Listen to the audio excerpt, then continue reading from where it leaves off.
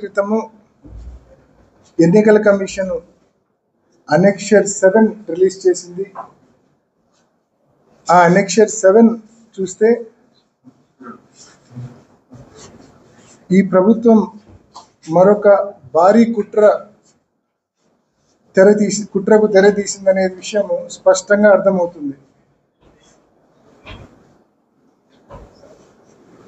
ఎర్రపల్లెలో ఉన్న ఓటర్లందరూ నల్లపురెడ్డిపల్లెకి పోయి ఓటేయాలా? నల్లపురెడ్డిపల్లెలో ఉన్న ఓటర్లందరూ పోయి ఎర్రపల్లెలో ఓటేయాలా? నల్లగొండవారిపల్లె ఏదైతే మన పెద్ద గొడవ జరిగిందో ఆ గ్రామం నల్లగొండవారిపల్లెలో దాదాపు 600 పైచిలుకు ఓట్లు ఉంటే ఆ 600 పైచిలుకు ఓటర్లు అందరూ నల్లపురెడ్డిపల్లెకు 4 కిలోమీటర్లకు ట్రావెల్ చేసి నల్లపురెడ్డిపల్లెలో ఓటేయాల్సిన పరిస్థితి. అదే నల్లపురెడ్డిపల్లె వాళ్ళందరూ మళ్ళా నల్లగొండవారిపల్లెకి వెళ్ళి ఓటేయాల్సిన పరిస్థితి. అంటే ఈ మాదిరి విధానం ఎందుకు తీసుకొచ్చినారో అర్థం కాని పరిస్థితి. అదే 2021లో ఏదైతే ఎంపీటీసీ జెడ్పీటీసీ ఎలక్షన్లు జరిగినాయో అప్పుడు ఏ గ్రామం ఓట్లు ఆ గ్రామంలోనే, అంటే ఇప్పుడు ఉదాహరణకు నల్లగొండవారిపల్లి వాసి ఎవరైనా ఆ 650 మంది ఓటు వేయాలనుకుంటే వాళ్ళ గ్రామంలో ఉండే పోలింగ్ బూత్కి వెళ్ళి ఓటేస్తే it is hardly about 100 to 200 metres. కానీ ఇప్పుడు ఈ ఎలక్షన్లో ఆగస్టు 12వ తారీఖు వాళ్ళు ఓటు వేయాలంటే 4 కిలోమీటర్లు ప్రయాణం చేస్తేనే ఓటు వేయగలరు. ఆ 4 కిలోమీటర్లలో ఈ మధ్యనే మనం చూసినాం నల్లగొండవారిపల్లెలో హత్యాయత్నం ఏ స్థాయిలో జరిగిందో, కార్లు ఎలా ధ్వంసం చేశారో, పెట్రోల్ క్యాన్లు తెచ్చి కార్ను తగలబెట్టే ప్రయత్నం ఎలా జరిగిందో, మనుషుల తలకాయలు పలుగొట్టే ప్రయత్నం ఎలా జరిగిందో, ఇనుపరాడ్లు హ్యామర్స్ ఏ రకంగా వాడినారో ఇవన్నీ మనం చూసినాం. మరి ఆ 650 మంది ఓటర్లు ఏ ధైర్యంతో ఎలా సేఫ్గా ఈ 4 కిలోమీటర్లు ప్రయాణం చేయగలరు చెప్పండి?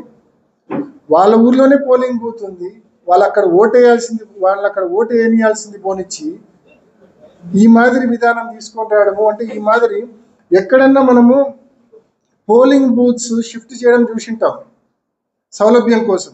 మనం చాలా చోట్ల ప్రతి ఎలక్షన్లో పోలింగ్ బూత్స్ షిఫ్ట్ చేయడము చూస్తూ ఉంటాము సౌలభ్యం కోసం, ఓటర్ల సౌలభ్యం కోసం.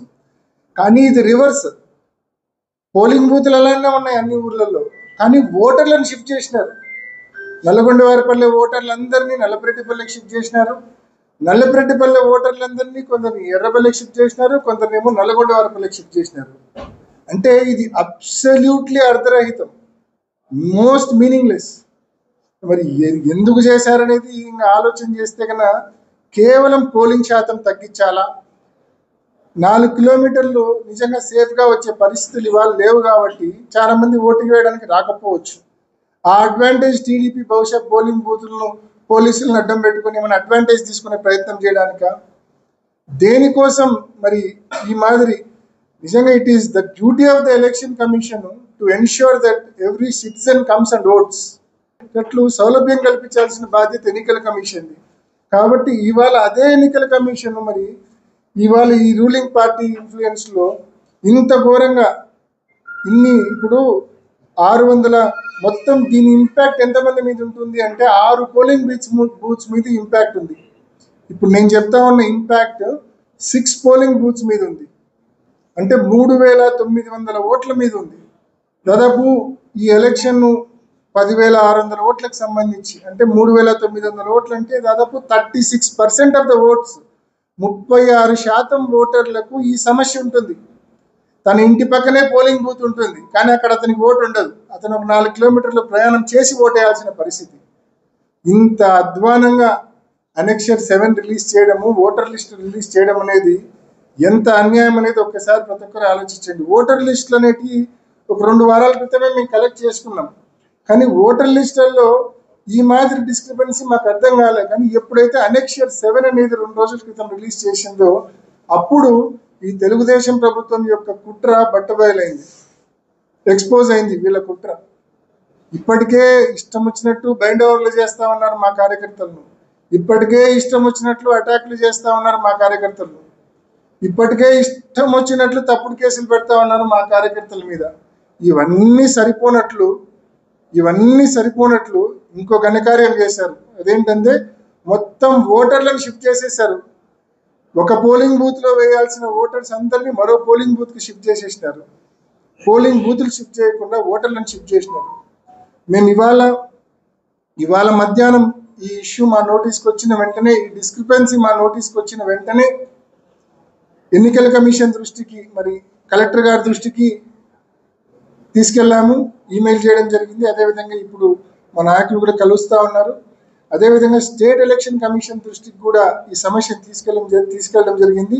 ఎట్టి పరిస్థితుల్లో దీన్ని రెక్టిఫై చేయండి. ఎలక్షన్ కమిషన్ యొక్క డ్యూటీ ఏంది? ప్రతి సిటిజన్ స్వేచ్ఛగా వచ్చి ఓటేసే విధానం కల్పించాలా. ఈ మాదిరి ఓటు వేయడానికి అంటే ఇంకా రిలక్టెంట్ అవుతారు. ఈ 4 కిలోమీటర్లు ప్రయాణం చేయాలంటే ఏ రకంగా ప్రయాణం చేసే పరిస్థితి ఉంటుంది ఇప్పుడున్న పరిస్థితుల్లో.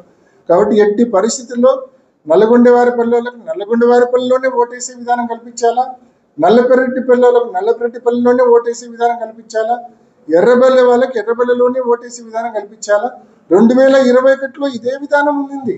కొత్తగా మనమేం లేనిది కావాలని అడగట్లేదు. 2021లో ఏ విధానం అయితే ఉండిందో అదే విధానము ఇప్పుడు కూడా పెట్టండి. ఓటర్లకు స్వేచ్ఛగా వాళ్ళకి దగ్గరలో ఉన్న పోలింగ్ బూత్ లో వెళ్ళి ఓటేసే పరిస్థితి ఉంటుంది.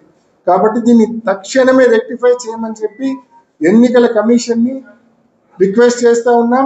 అదేవిధంగా తెలుగుదేశం పార్టీ కుట్రల నుంచి, తెలుగుదేశం పార్టీ ఇన్ఫ్లుయెన్స్ నుంచి బయటికి రమ్మని చెప్పి కూడా ఎన్నికల కమిషన్ ను రిక్వెస్ట్ చేస్తా ఉన్నాం. ఇప్పటికే చాలా రిప్రజెంటేషన్స్ పంపించాము ఎన్నికల కమిషన్ కు ఫ్రీ అండ్ ఫెయిర్ పోలింగ్ కోసము. ప్రతి పోలింగ్ బూత్ లో కూడా సీసీ కెమెరా సెలెక్ట్ చేయమని చెప్పి అడిగాం. పోలింగ్ బూత్ ప్రెమిసెస్ లో కూడా సీసీ క్యామ్స్ ఎరెక్ట్ చేయమని చెప్పి అడిగినాము. ఇవన్నీ కూడా ఎందుకంటే మోస్ట్ ఇంపార్టెంట్ సైక్లింగ్, రిగ్గింగ్లు జరగకుండా చూడాలంటే ఎట్టి పరిస్థితుల్లో కంప్లీట్ సీసీ ఫుటేజ్ అనేది ఉండాలా ఎన్నికల కమిషన్ దగ్గర.